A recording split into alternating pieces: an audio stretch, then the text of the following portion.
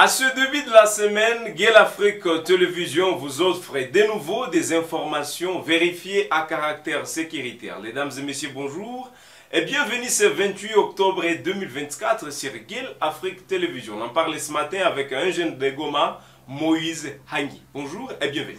Bonjour David, merci pour cette opportunité. Merci particulièrement à toute l'équipe de Guel Afrique Télévision pour l'opportunité qui nous est offerte, allais-je dire. Je ne peux pas ne pas manquer également à saluer l'ensemble des compatriotes, nombreux, des milliers de Congolais qui sont partout à travers le pays, partout à travers la diaspora, scotchés pour pouvoir certainement suivre l'évolution de la situation sécuritaire. Je suis donc vraiment honoré d'être là. Après Kalembe, les M23 s'approchent de Pinga, une cité stratégique avec une piste d'atterrissage. Alors que le FARDC observe le cessez-le-feu, les M23 appuyés par l'armée rwandaise foncent sur les territoires de Walikale, ciblant des carrières miniers. Après les affrontements de ce dimanche 27 octobre 2024, la rébellion a ouvert des fronts sur les territoires de Walikale. L'axe Kalembe-Pomindjenje, à 12 km, occupé à ce net moment par les rebelles du M23, et axe Kalembe-Ihula. Vous, la jeunesse de la province du Nord Kivu, ça vous dit quoi de voir la rébellion du M23 avancer et les FARDC continuer à rester dans le respect du cessez-le-feu? Nous avons un sentiment de désolation et de regret vis-à-vis certainement de la situation qui se passe dans les territoires de Walikale, 5e territoire pris en otage par les forces armées rwandaises par le biais de la rébellion du M23. Nous comprenons ou nous réalisons que le gouvernement semble être préoccupé par autre chose. Je voudrais aussi préciser le fait que jusqu'à présent, le militaire rwandais continue à se renforcer, les troupes rwandaises continuent donc à se renforcer et c'est maintenant le tour du Walikale d'être pris en partie. Au-delà de Kalembe, les rebelles tentent maintenant d'aller jusqu'à Pinga et nous sommes donc vraiment inquiets et invitons les autorités à prendre des dispositions urgentes pour essayer un peu de barrer la route à l'avancée des forces armées rwandaises. Sinon, nous risquons de vivre les pires. En plus du fait que d'autres territoires de la province sont déjà aujourd'hui, je vais dire, conquis par les M23, nous sommes tous conscients par exemple que les territoires de Rutshuru est exploité, administré, je vais dire, acceptante pour sa part, le militaire rwandais issu de la coalition M23, RDF AFC, mais maintenant c'est le tour de Walikale, en plus du fait que même les Lubero a été menacé et aujourd'hui Kanyabayonga, Kasei et plusieurs autres agglomérations restent sous le contrôle du M23. Nous sommes donc en train de nous poser mille et une questions par rapport à l'attitude de ceux qui sont censés rétablir l'autorité de l'État et neutraliser certainement l'ennemi qui continue à mettre à mal la quiétude de la population. Est-ce que la jeunesse aujourd'hui, vous anticipez restauration de la paix dans la province du Nord Kivu, à l'est de la République démocratique du Congo? Nous ne vous sentons pas, vous la jeunesse de la RDC, vous la jeunesse de la province du Nord Kivu, s'est mobilisée autant fort pour le rétablissement de la paix à l'est du Congo? Bien, nous n'avons pas encore perdu certes l'espoir, mais nous sommes quelque peu pessimistes au regard de l'attitude de Kinshasa. Façon, le président Tshisekedi et tout le membre du gouvernement sont en train de gérer cette guerre, ça laisse à désirer. Alors que l'intégrité du territoire national est menacée, ici, le Nord Kivu très précisément la partie Est, parce que ce n'est pas simplement notre province qui est menacée, il y a également l'Ituri qui est mise à mal par les Codeco et la milice Zaïre.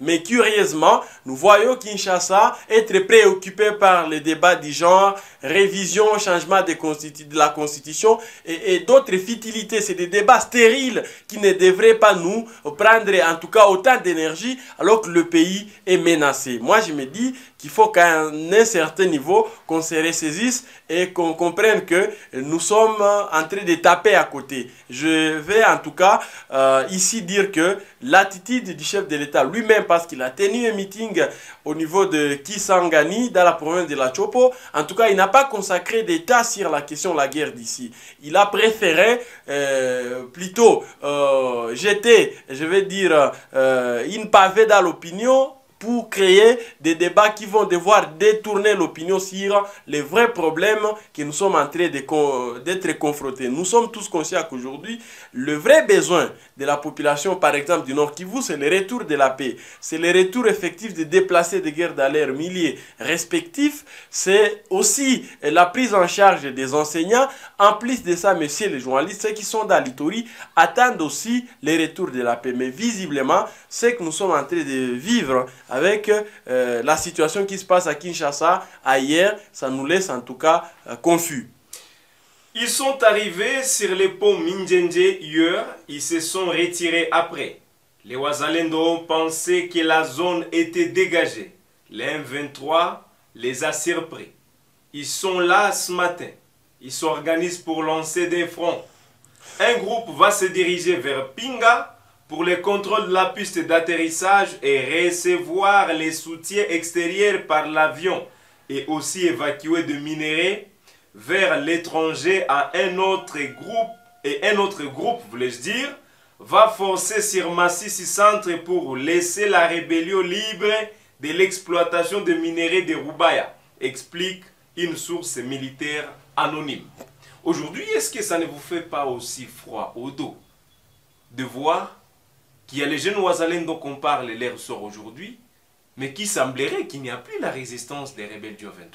Alors, je crois que la résistance de Wazalendo est toujours au rendez-vous. Par contre, ce qu'il faut déplorer, c'est le fait pour Kinshasa de les délaisser. C'est le fait pour le président Tshisekedi de continuer à perdre de vue, à perdre d'état dans ce qu'il appelle le processus de Luanda. C'est bien évidemment une récréation qui se passe au niveau de Luanda. En principe, les M23, les deux parties prenantes à cette démarche devraient respecter ce qu'ils appellent cessez-le-feu. Mais ce n'est pas le cas. Pendant que nous sommes entrés ici de passer d'État en dénonçant, en déplorant ce qui se passe, le rebelle du M23 continue à progresser à la vitesse des croisières en violant de manière aussi, je vais dire, tacite, les cessez-le-feu tels que recommandés par le président angolais Joao Lourenço. Moi, personnellement, je me dis qu'aujourd'hui, il y a lieu donc de tourner les dos à cette démarche et plutôt de laisser les VDP, les Wazalendo et l'armée relancer les offensives. Ce qui n'est pas le cas parce que déjà que plusieurs agglomérations de Massissi sont en train d'être exploitées et administrées par les 23. Maintenant, c'est le tour de Walikale et nous, on s'est dit visiblement Kinshasa va céder toute la province du Nord Kivu. Le président Tshisekedi doit nous dire s'il a déjà vendu cette province, s'il a déjà vendu la partie est de la République, parce que nous ne comprenons plus rien. En tout cas, nous avons comme l'impression que cette partie de la République est déjà vendue par les autorités de Kinshasa. Tenez, ça fait 3 ans que Bunagana est en train d'être occupé par les forces armées étrangères. Je parle des rebelles du M23 qui sont appuyés et subventionnés par le régime du président Paul Kagame, les sanguinaires Paul Kagame, il faut aussi l'appeler ainsi. Mais entre-temps, Kinshasa fait comme si de rien n'était. Nous parlons maintenant là de Rubaya. Je vous dis, ça fait près de 2 mois, d'ailleurs plus que ça, que Rubaya, qui constitue, je vais dire, une cité stratégique minière, reste exploité et occupé par les rebelles du M23. Tout ça, c'est justement ce qui se passe sous les yeux et les impuissants des autorités de Kinshasa. Maintenant, c'est le tour de Walikale, 5e territoire du Nord Kivu, menacé par le rebelle du M23. Mais entre-temps, le président de la République est préoccupé par autre chose. Le ministre de la Défense, je ne sais pas s'il est venu d'où, il n'a jamais eu même le courage de venir ici dans la province du Nord Kivu. Jamais, même le chef d'état-major général, alors que le président Tshisekedi avait promis que les quartiers généraux seront installés au Nord Kivu, très précisément à Beni, mais jusqu'à aujourd'hui, cette promesse n'a jamais été réalisée par certainement ces derniers. Et moi, je me dis, visiblement, il y a quelque chose que nous ne comprenons pas, qui peut être derrière, bien évidemment, cette situation macabre que nous sommes en train de traverser. En plus de l'exploitation de toutes ces zones minières, messieurs les journalistes, il y a en fait un besoin humanitaire, je vais dire, qui dépasse les limites Messieurs les journalistes, Goma et ses environs s'est débordé par une marée de déplacés de guerre venus d'un peu partout à travers la province du Nord Kivu.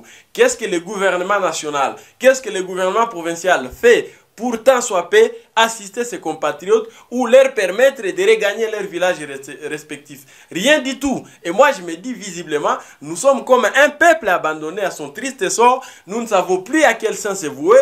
Déjà à Walikale, les rebelles se retrouvent à Kalembe avec l'intention d'assiéger Pinga et toutes les agglomérations environnantes. Conséquence, c'est qu'il y a les déplacements massifs de nos compatriotes. Mais qui va sauver tout ça? Qui pour sauver le Nord Kivu? Qui pour sauver l'Ituri? Visiblement, nous sommes abandonnés. Nous sommes comme des orphelins et nous avons comme l'impression que cette partie est de notre pays serait vendue. Je dis bien serait vendue par nos autorités parce que nous ne les sentons pas se préoccuper autant de la situation que nous traversons. Pourtant, nous savons tous que les pays, c'est comme le corps humain. Une partie souffre, c'est l'ensemble du corps qui souffre. Si la tête souffre ou les bras souffrent, les jambes, visiblement, c'est tout le corps humain. Mais ce que nous sommes en train d'assister, c'est bien évidemment le contraire. Pour ceux qui sont à Kinshasa, dans la capitale, la guerre se passe à 2000 km. C'est évidemment ça les discours qu'ils essaient un peu de nous brandir. Maintenant, c'est la Constitution qui bloque les chefs de l'État.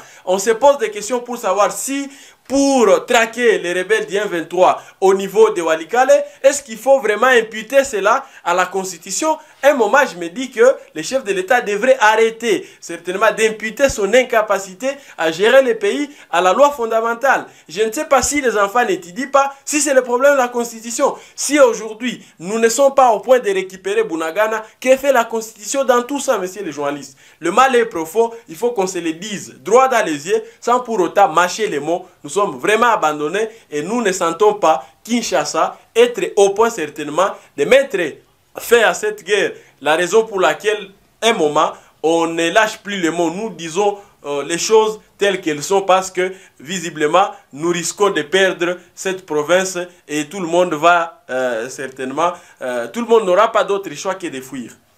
Vous entendre parler, Monsieur Moïse, c'est comme si vous ne faites pas foi à ces processus diplomatiques dont les autorités congolaises sont en train de suivre aujourd'hui pour amener la paix à l'est du Congo. Nous avons plutôt une diplomatie agitante, plutôt qu'une diplomatie agissante. Nous sommes en train de réaliser avec vous, messieurs les journalistes, vous êtes quelqu'un qui a couvert cette guerre depuis plusieurs mois, plusieurs années. Le gouvernement de Kinshasa, depuis qu'il est engagé dans le processus de Luanda, presque toutes les résolutions qui sont prises de l'autre côté n'ont jamais été respectées par le Rwanda. Qu'est-ce que Kinshasa fait pour dissuader ou pour convaincre certainement la fameuse communauté internationale à contraindre Kigali à respecter ses engagements? Rien du tout. Le président Tshisekedi, très récemment, a affirmé qu'il a établi, qu'il a soumis un plan de neutralisation de FDLR. Mais c'était quand même grave si on peut en arriver à ce niveau-là où la RDC accepte qu'il va neutraliser les FDLR, qui ignore que c'est un débat de kilotes brandi par le régime de Kigali pour essayer un peu de nous flouer. Mais Kinshasa est parvenu à accepter tout cela. Kigali devrait retirer ses troupes sur l'ensemble du territoire national. Jusqu'à aujourd'hui, ce n'est pas fait. Nous sommes parvenus à approuver ce qu'ils appellent cesser les faits. Mais je vous dis que c'est pendant cette période, entre guillemets, de cesser les faits, que les rebelles du M23 se retrouvent maintenant dans le Walikale. À l'heure où je vous parle, les troupes du M23 se renforcent dans le Walikale et progressent au point certainement d'assiéger Pinga et tous les villages environnants. Mais Kinshasa continue toujours à croire à la bonne foi du président Paul Kagame. Ne perdons pas de vue. Nous faisons face à un adversaire rusé, très malin, qui ne gire qu'à balkaniser une partie du territoire national. Malheureusement, nous sommes également en face des autorités qui sont quelque peu déconnectées de la réalité et qui se préoccupent des futilités que des vrais problèmes de la population. Voilà. C'est aussi simple que ça. C'est quoi aujourd'hui vos préoccupations par rapport à cela? Quelles sont les propositions dont vous faites face au gouvernement congolais? Vous, la jeunesse peut-être du Nord Kivu, qui vous vous sentez lésé de la situation qui se passe à l'est de la République démocratique du Congo, monsieur Moïse? Nous avons toujours donné des propositions. À ce Malheureusement, ces dernières ne sont toujours pas prises en compte par ceux qui détiennent le pouvoir. Nous avons dit, par exemple, pour ce qui concerne la guerre du M23, que le gouvernement essaie un peu d'assurer la prise en charge des hommes en uniforme. Ce n'est pas fait jusqu'aujourd'hui. Les militaires sont délaissés, sont abandonnés. Vous voulez gagner une guerre avec des hommes en uniforme qui ne sont pas bien payés. Vous voulez gagner une guerre sans pour autant avoir des munitions ou des matériels de guerre. En plus de ça, nous avons aujourd'hui des patriotes volontaires engagés pour la défense de la patrie. Depuis qu'ils se sont engagés, ils sont en train de se sacrifier. Alors que les politiciens reçoivent des 21 000 $, des 15 000 $, j'ai même appris que nos ministres sont autour de 40 000 et 45 000 $. On donne moins de 100 $ aux Wazalendo. D'ailleurs, ils ne sont même pas, je vais dire, dans la ligne budgétaire. C'est des petites motivations qu'ils reçoivent. Les militaires, moins de 150 $ le mois. Moins de ça d'ailleurs, parce que j'ai appris qu'il y en a qui touchent 80 $. Si on veut gagner cette guerre, alors il faut assurer une bonne prise en charge des militaires. En plus de ça, nous sommes en train d'appeler le président Tshisekedi d'arrêter de surmilitariser la province du Nord Kivu. Il a fait recours presque à toutes les armées du monde aujourd'hui. Nous avons la SADC, les militaires de la SAMIRD, qui sont sur place, ça fait déjà près de 8 mois. Ils ne se sont jamais battus. Nous avons les casques bleus de la MONUSCO. Nous avons organisé des manifestations de grande envergure sur l'ensemble de la province du Nord Kivu. Même à Kinshasa, pour demander à M. Félix Tshisekedi de demander à l'ONU de retirer les casques bleus. Ce n'est pas fait jusqu'aujourd'hui. Ils nous ont menti comme pour dire qu'il y a un plan de retrait, mais jusqu'à présent, nous avons comme l'impression que les casques bleus veulent s'éterniser sur le sol congolais. En plus de ça, messieurs les journalistes, nous sommes en train de demander au président Tshisekedi de réaliser sa promesse par rapport à l'installation du QG de l'armée. C'est aussi simple que ça. Si on peut installer ici le quartier général des FARDC, dépêchez monsieur Christian Chiwewe, mon général, Chiwewe, chef d'état-major général FARDC, chercher aussi quelqu'un qui sera à la hauteur, à la tête du ministère de la Défense, parce que c'est lui qui est en train de chapeauter ce ministère. Visiblement, c'est quelqu'un en tout cas qui n'a pas, permettez-moi le terme, tous les atouts nécessaires. Si on peut chercher quelqu'un d'autre, ça peut nous aider. Vous avez affaire avec depuis qu'il est là, qu'est-ce qu'il a déjà fait? Rien du tout. S'il vous plaît, vous avez affaire avec un ministre de la Défense d'une nation comme le Congo. Et si vous estimez respecter le Congo, donc vous devez respecter. Nous les respectons, mais nous faisons juste un constat amer. Depuis qu'il a été nommé au ministère de la Défense, je vous dis, la situation s'aggrave de plus en plus. Un bilan largement négatif. Une autre alternative, une autre proposition concrète que nous ne cessons de fournir au président Tshisekedi, c'est de faire un pas en arrière par rapport à la démarche qui se passe au niveau de Luanda. Exiger que l'on puisse sanctionner les autorités rwandaises et ougandaises. Mais malheureusement, même lorsque vous sentez le ministre de la Communication et des médias de la RDC, il ne parle pas de l'Ouganda, alors que nous sommes tous conscients que nous faisons face à une agression rwandaise et ougandaise. Et l'ONU a reconnu bien évidemment cet état des choses. Mais Kinshasa a un discours quelque peu taillé sur mesure. Et pour preuve, nous sommes en train de mener les opérations militaires conjointes avec les forces armées ougandaises, alors que nous sommes conscients que l'Ouganda, c'est un allié de taille, un collaborateur très proche du président Paul Kagame. Essayons un peu de faire preuve de la cohérence. Faisons en sorte, par exemple, d'obtenir des sanctions vis-à-vis des autorités ougandaises et rwandaises. Et aussi, par rapport aux opérations Shuja qui se passent dans le Grand Nord, je pense que les résultats tant entendus n'ont pas été atteints. Je pense que Tshisekedi peut retirer les troupes ougandaises qui se retrouvent de l'autre côté, voilà. Arrêter de surmilitariser notre pays. En fait, la plus grande préoccupation que nous avons aujourd'hui, c'est par rapport aux besoins humanitaires qu'il y a. Je pense qu'au-delà de ce que les humanitaires sont en train de faire, le gouvernement doit essayer un peu d'amorcer une action humanitaire suffisante pour aider nos compatriotes. Mais en tout cas, nous n'avons pas besoin qu'on nous embourbe dans des débats stériles alors que le pays est en train de partir. Révision de la Constitution, changement de la Constitution, ce que vous n'avez pas été à mesure de faire dans 10 ans, vous ne le ferez pas dans 5 ans.